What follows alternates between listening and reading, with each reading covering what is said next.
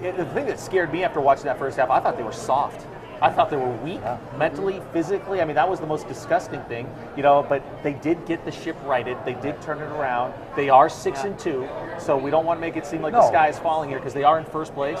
But, man, it's clear, though, the way this schedule is shaping up, there are no gimmies the rest of the way. That was their gimme yesterday. It was. And Tyrann Matthew said after the game, that was not our kind of football, that first half. That was not us. But the challenge is, how do they bring it for all 4 quarters? Because, like you said, this second half of the schedule, there's no choice.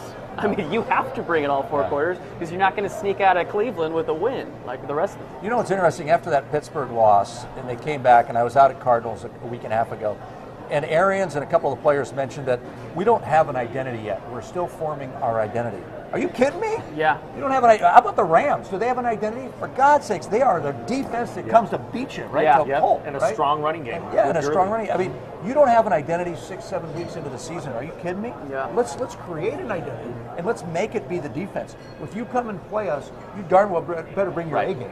And with an identity, man, you got to just stamp that, right? You don't wait for something to come to you and then all of a sudden you're branded as a certain style of ball that you play. Man, they got to just. They're going to have a chance. Let's see what their identity is against St. Louis or against Seattle. Yeah. They're both going to be rested, coming off a bye week. That is going to be an epic. I cannot wait. That's going to be like Seahawks Niners 2 or 3 years ago, where it was just that extra level of intensity. Yeah. Obviously, the Seahawks go down to Dallas yesterday. They eke out a 1-point win, crazy game, typical Seahawks this year. It's like but they won, and they won 13-12. So they're 4-4 right now, 1-1 in the division. And that's not going to be an easy game in Seattle. They just don't lose very many games at CenturyLink Field. Yeah, you go into that place, you think it's almost impossible to win. But then remember, the Cardinals did win there 2 years ago with a team that's not as good as the one they have right now. Right. Seattle was better 2 years ago as well. The thing about the Seahawks, their defense is starting to get it. Okay, there's no question. Cam Chancellor, the more he's back there, the better it is for them. But that offense, I am not seeing something from that offense that leads me to believe that they're going to make up whatever deficit there is in the division. You can outscore Seattle. That's my point, and that's what the Cardinals are going to have to do. Just outscore them. And beast mode wasn't much of a factor yesterday. He really did not. I mean, if they can continue not using him to his full potential, that's going to bode well. But we spoke about it earlier this season. Is that it's somewhat unfortunate because Cardinals play Seattle late in the season twice, and we just kind of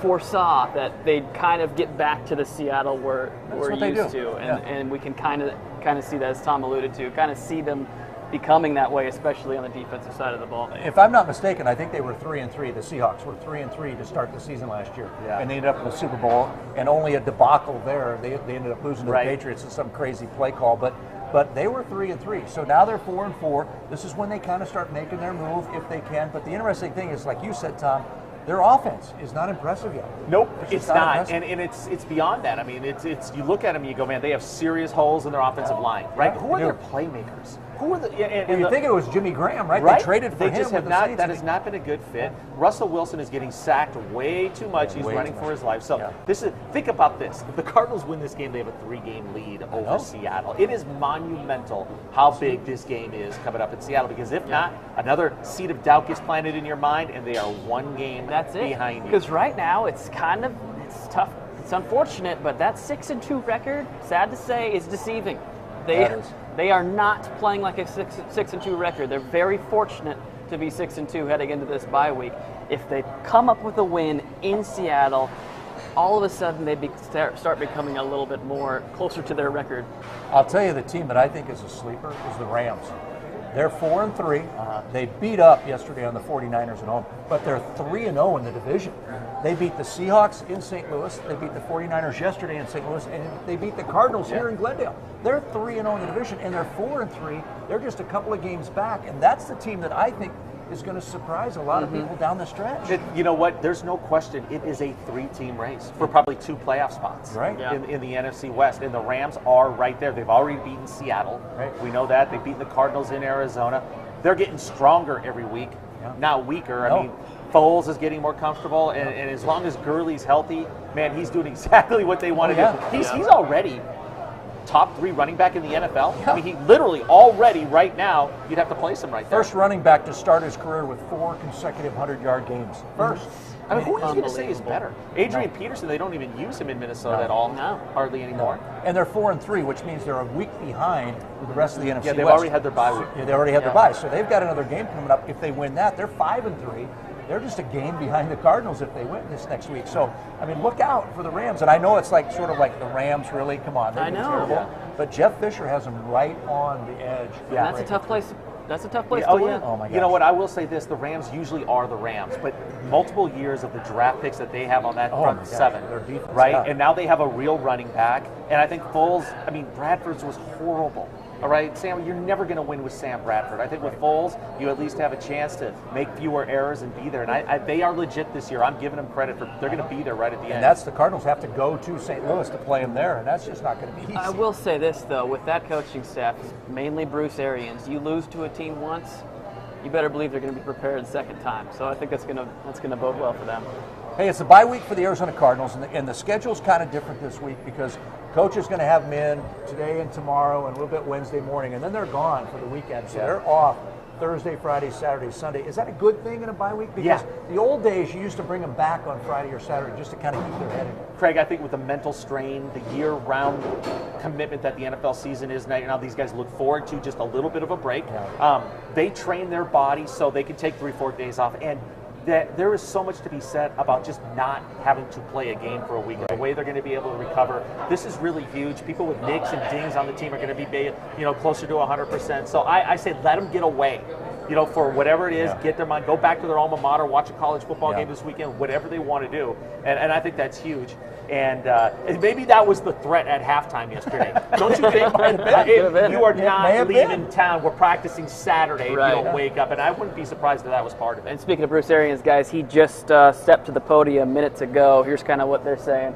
I believe Carson Palmer was 90% third down conversion rate yesterday. Super high. Solid. Bruce Arians was surprised to see such great third down numbers. He said, quote, "I thought we were stinking it up."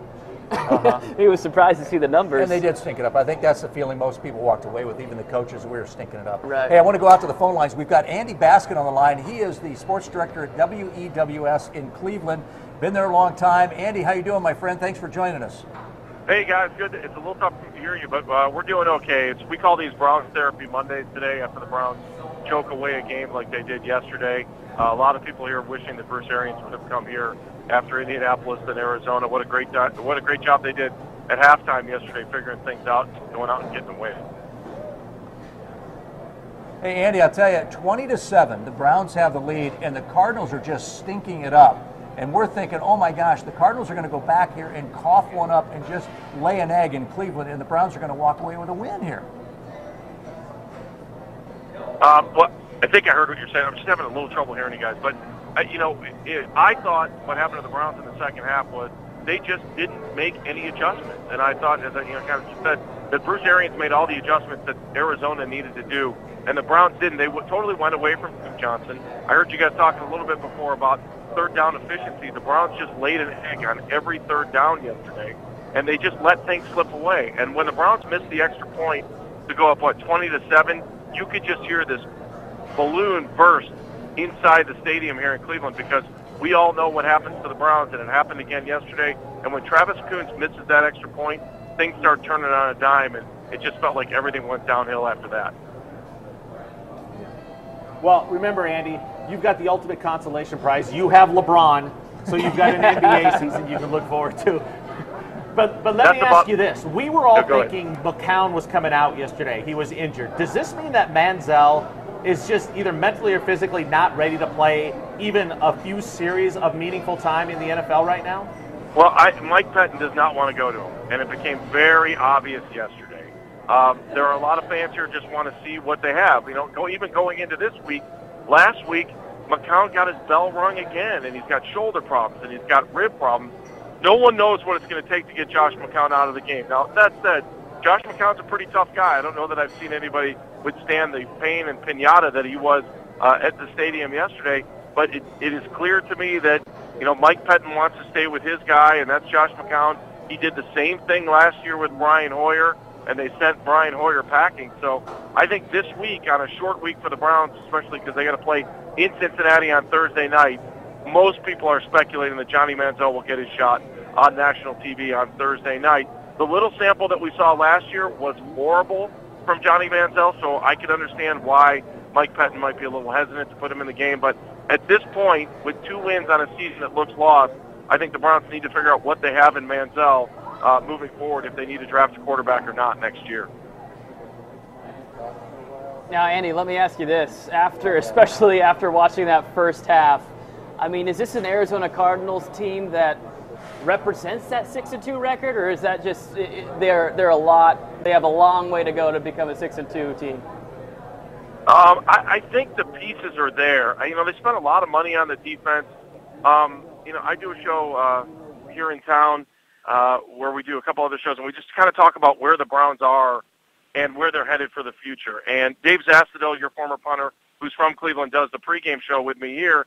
And it was interesting to hear what he was saying about, Carlos Dansby and the impact that he had there compared to the impact that he has here. And that, Dave said that when Carlos came here, that he thought, wow, Cleveland's really heading in the right direction.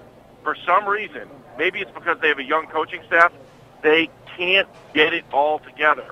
There's talent there. They just can't figure out, 1, how to close out a game, and 2, how to get everybody to win. And it's been the missing element since '99. Yeah.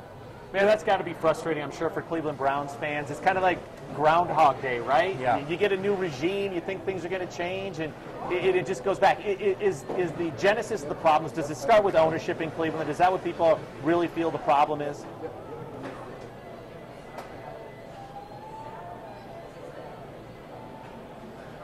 Not sure if Andy's still there. I think we lost Andy. Yeah. Did we lose Andy? I think we lost Andy. But yeah, was Craig, very informative. how stable can your ownership be when he's being indicted, right? Well, on federal right. charges. Yeah. No, exactly. And what did we feel here for so many years with the Bidwells and the Cardinals when they were at Sun Devil? It just wasn't happening. Right. It wasn't clicking. And then all of a sudden we got the stadium and things started to return. Michael Bidwell took over, and man, all of a sudden it's all about winning. Yep. It's all about getting the right people in here. We're paying players now. We're getting the right coaches in here. So it does start with ownership. Sure, That's it does. my point. It does. You know? It does. It totally does. Do you want to be good or do you want to win? Because there's a difference. Yeah. Right? And every owner can make a lot of money. All right? If you own a pro sports team, you're going to make a ton of money. That's a given. But do you want to win? Is that important for you? It never was important for Bill Bidwell. No. It just wasn't. No, but for Michael, it is. Yeah, when Michael took over, that just changed everything, and that new stadium and what they've done has been tremendous. And I think everybody now, how many consecutive sellouts at University of Phoenix Stadium now? I think they're going to hit 100, right? Yeah. Isn't the next one 100? That's right, yeah. Because the Monday night game was 99 straight, right? Right. Yeah. Yep. I mean, what do you guys think on the Cleveland side? Would you like to see Johnny Manziel? Oh, absolutely. It's just, I'm watching that as a viewer. Well, why do I give a rip about Josh McCown? Yeah. Put him in there. I mean, he's at enough least of him. interesting. Yeah. Let's see what he could do. Yeah, exactly. But you know what? You look at him, just physically, he doesn't look like an NFL quarterback. Does Johnny Manziel look a guy that can do a 5-step drop back and find his receivers in the wind in Cleveland? One of the great concerns right now is the way college football has gone with these spread offenses and quarterbacks that are running and throwing. Look at RG3 in Washington, and then how do they translate to the NFL, and can they make that move? Russell Wilson has been the exception of those kind of guys that have come in. We even thought maybe Colin Kaepernick was going to be that kind of guy, but he's not having a great season this year. Yep. And Kurt Warner's probably taking some of the blame because he came down here and spent about 6 weeks with Kurt. Right? Yeah. They're going to shut his academy down. Did you hear that report, though, out of San Francisco, that a lot of Colin Kaepernick's teammates are saying, we think he needs a bit of a mental break? You know what? That makes sense. That because goes think a how many long different way. people are in his ear. I mean, he was a good quarterback with Jim Harbaugh.